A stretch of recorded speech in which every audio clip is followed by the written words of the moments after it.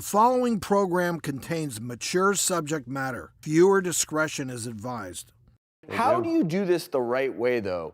And also, how young is too young? I think we could all agree that someone needs to be mature enough to deal with the consequences before you should have sex. So how do we deal with that? Yeah, it's hard. I think as a parent, what I've seen in my practice treating adolescents, I found that the #1 reason that kids have sex too early is because they don't have a strong, stable relationship with their parents. So if you are the kind of parent who is freaked out, I would actually say you can actually prevent this simply by spending more quality time with your child.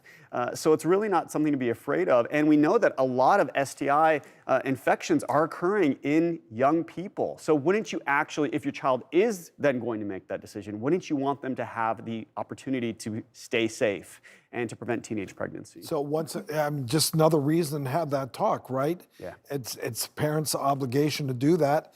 And, we don't want to always be spying on our kids, but if you see condoms in their room, well, then you can assume they're having sex. So, But not necessarily, Drew, because if some organizations are mailing out condoms, so, that's the thing is... I think, you need to ask the question, what are the condoms doing where here? do you get that? Well, if they're being mailed, you say, oh, son, you got a package in the mail today, what is it? And it's like... But I think to your point, Dr. Dow, so what you're saying is these kids who are having sex younger and younger may just be looking for that love and that validation that they really need from their parents. Yeah. And so the more you try to shy away from this topic and you're not modeling an open, honest, communicative relationship with them, you're probably pushing them a little bit more in that direction. Yeah, correct? and if you freak out when you see that, you are now communicating, you can't talk to me because I'm not comfortable with you having sex ever. So guess what? They're not gonna talk to you.